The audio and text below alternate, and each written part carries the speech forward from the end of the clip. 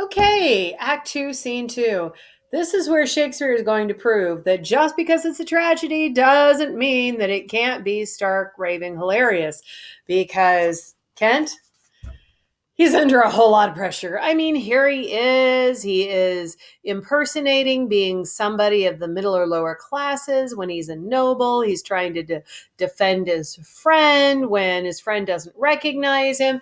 And he's secretly carrying a letter from Cordelia. Yes, the new Queen of France, Cordelia. So Kent is under a whole lot of pressure, and you are about to see him snap like you have probably not seen people snap before. So, yeah, look for Kent to kind of lose his mind a little bit. We also have, do you remember Oswald? Oswald is actually from the House of the Albanese. And Oswald is showing up at Gloucester's house. Now, who else is at Gloucester's house? Yeah, apparently nobody is staying home. So, whatever. They are all out traveling. There is no social distancing in this play. So, Oswald is showing up at Gloucester's house. Now, Kent is at Gloucester's house, probably because, well, Lear was trying to find Regan to stay with Regan. So, Kent is probably looking for Lear. It's just a whole mess. By the way, is Lear here? No. But when the scene opens, Kent is at Gloucester's house, trying to find Lear, trying to back up his king. And here comes Oswald with the horses. So that's where we're starting. It's going to go downhill fast. By the way, hyphenated insults, one of Shakespeare's favorites. So here we go. Sorry, Oswald has first line. Good drawing to thee, friend. Art thou of this house? Ay. Where may we set our horses? In the mire. Prithee, if thou lovest, tell me. I lovest you not. Remember, he's still pissed because Oswald was insulting the king, and that's his best friend. His best friend who threatened to have him executed, but what's a little execution between friends? So, yeah, he's like, you can just park your horses and yourself in the swamp, and I don't love you, so go away. But Kent, when he was a nobleman, could talk to people like that. The problem is, Kent is now presenting himself as Caius. See? Unshaven, unhaircutted, middle lower class Caius. He doesn't have the same right to crap talk people. Now, true, Oswald is a servant, but he's a servant who has the Duke's ear. So Kent is about to discover that you can say things as a noble, you can't as a commoner. And he is now playing the part of a commoner. Okay, so back to Kent. I love thee not. Why then, I care not for thee. If I had thee in Lipsbury pinfold, I would make thee care for me.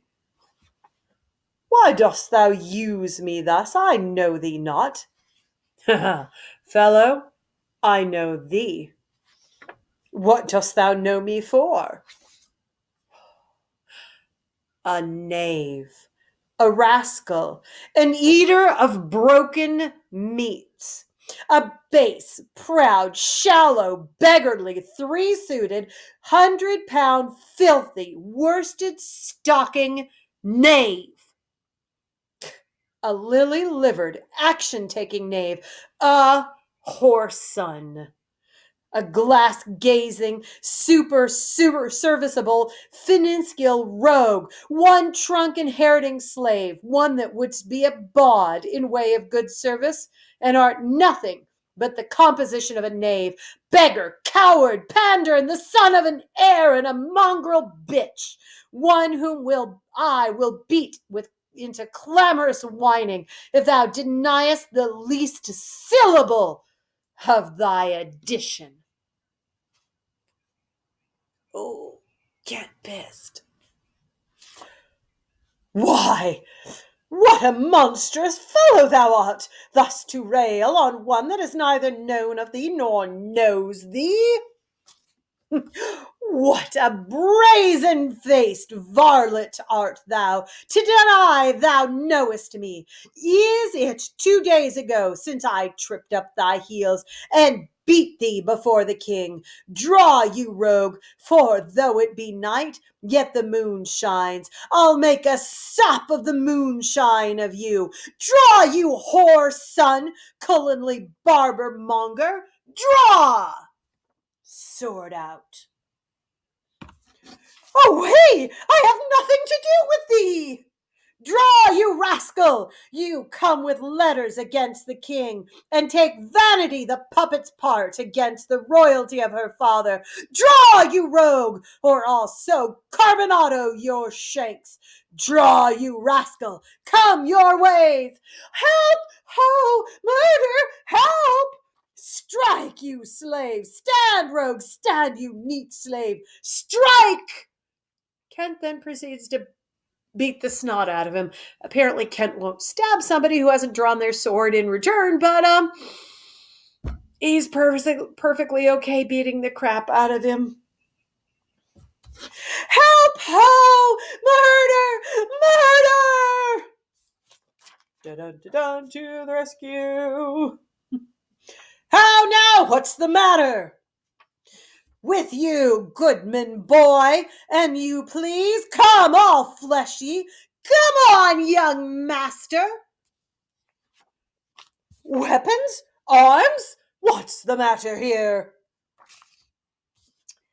Keep peace upon your lives. He dies that strikes again.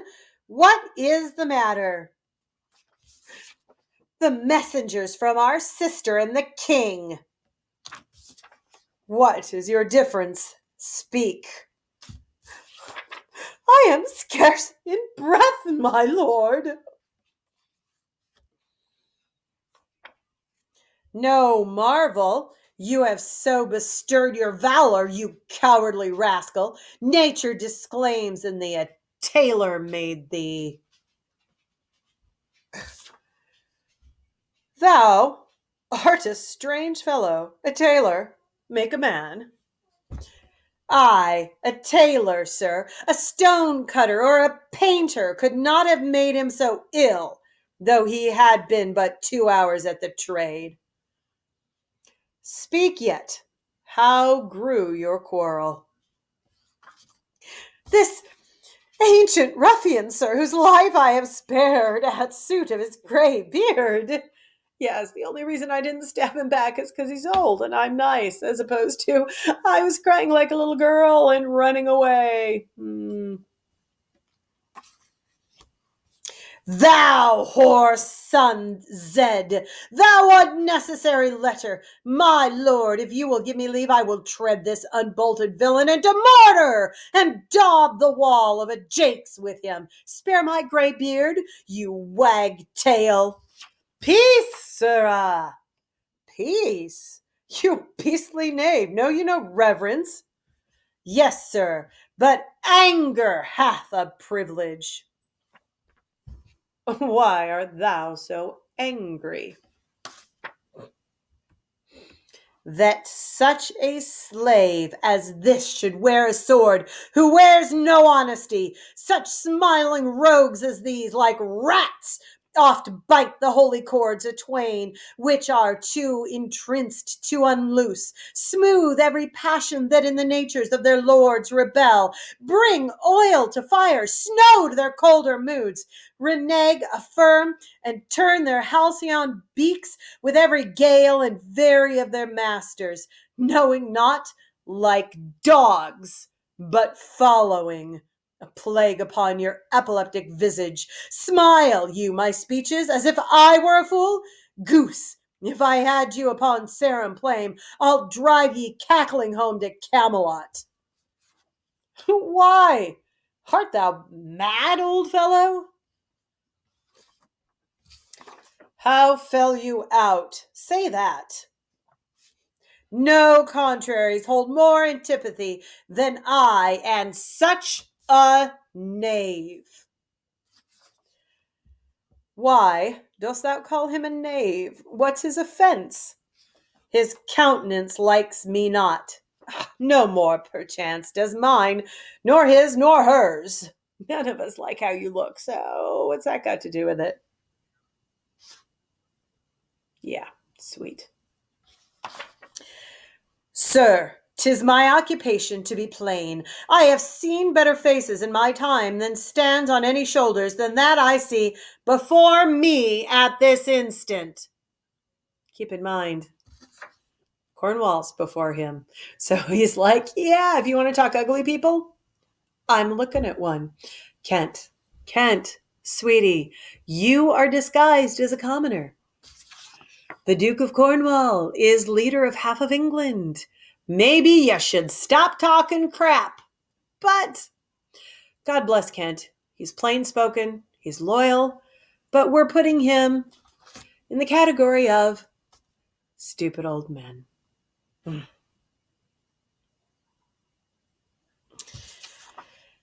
This is some fellow who, having been praised for bluntness, doth affect a saucy roughness, and constrains the garb quite from his nature.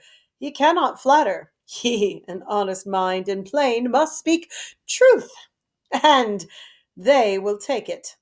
So, if not, he's plain. These kind of knaves I know, which in this plainness harbor more craft and more corrupter ends than 20 silly ducking observants that stretch their duties nicely. Sir, in sooth, in sincerity, verity, under the allowance of your great aspect, whose influence, like the wreath of radiant fire on flickering Phoebus's front, what meanest thou by this? To go out of my dialect, which you discommend so much. No, sir, I am no flatterer. He that beguiled you in a plain accent was a plain knave, which, for my part, I will not be, though I should win your displeasure to entreat me to it. What was the offense you gave him? I never gave him any. It pleased the king, his master, very late to strike at me upon his misconstruction, when he, conjunct and flattering his displeasure, tripped me behind, being down insulted, railed, and put upon him such a deal of man that worthiest him got praises of the king for him attempting, who was self-subdued, and in the fleshment of this dread exploit, drew on me here again. None of these rogues and cowards, but Ajax is their fool. Fetch forth the stocks, you stubborn ancient knave, you reverend braggart, we'll teach you. Sir, I am too old to learn. Call not your stocks from me. I serve the king, on whose employment I was sent to you. You shall do small respect, show too bold malice against the grace and person of my master, stalking his messenger. Fetch forth the stocks. As I have life and honor, there shall he sit till noon. Till noon, till night, my lord, and all night too. Make it more. Why, madame, if I were your father's dog, you should not use me so. Sir, being his knave, I will. This is a fellow of the same self-color our sister speaks of. Come, bring away the stocks. And they bring out the stocks. Stocks were these wooden contraptions that you would make somebody stick their legs out straight, and you would then lock their legs into it. And the real punishment there is that it will cause these horrible cramps because the legs are caught in this unnatural position. Sometimes people are forced to bend over when they're put in the stocks, and then their entire back will start to cramp and spasm. It's incredibly painful. And he wants to put him in stocks all day. Regan says, not long enough. Make it till night and then make it all night too. So somebody in stocks for that long is really going to have severe pain, severe crippling damage to their muscles. And they are doing this even though Kent just announced, I'm here as a messenger for the king. And if I am the king's man, only the king can punish me. And they're like, well, guess what? The king gave up his power. So since we have half the king's power and he has no power, we're going to do it anyway. So Kent no longer has the protection of being a nobleman. And now he's just learned that Lear's name does not mean anything to the Cornwalls.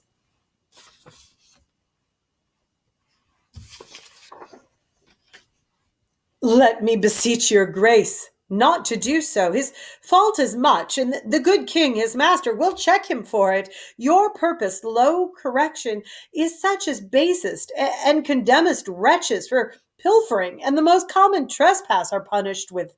The king must take it ill that he so slightly valued in his messenger should have him thus restrained. I'll answer it. My sister may receive it much worse to have her gentleman abused, assaulted for following her affairs, put in his legs. And they drag Kent into the stocks. Come away, my good lord, come on.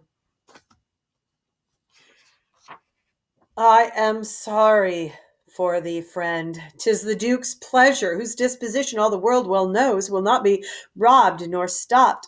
I'll entreat for thee. Pray, do not, sir. I have watched and traveled hard. Some time I shall sleep out, the rest I'll whistle. A good man's fortunes may grow out at heels. Give you good morrow. The Duke's to blame in this. 'Twill be ill taken. Oh, so you can see he is trying to stick up for the king's man. But you can also see part of it is out of fear that this is going to cause the king to get in a fight with the Cornwalls, and he's right in the middle. Good king that must approve the common saw, thou out of heaven's benediction comes to the warm sun. Approach, thou beacon, under this globe, that thy comfortable beams I may peruse this letter. Nothing almost sees miracles but misery. I know 'tis from Cordelia, who hath most fortunately been informed of my obscured course, and shall find time from this enormous state, seeking to give losses their remedies. All weary and overwatched, take vantage, heavy eyes, not to behold this shameful lodging. Fortune, good night. Smile once more. Turn thy wheel. Let good fortunes come. And Cordelia, who's busy with her enormous state of France, is going to seek to remedy, to fix all of this. So I'm going to put my faith in Cordelia. I'm going to put my faith in destiny. I am not going to pay attention to the shameful lodging that I'm in the stocks. I'm going to hope everything's going to turn out good. Yeah. This is Shakespeare. Okay. That is the end of Act 2, Scene 2. See you in a bit.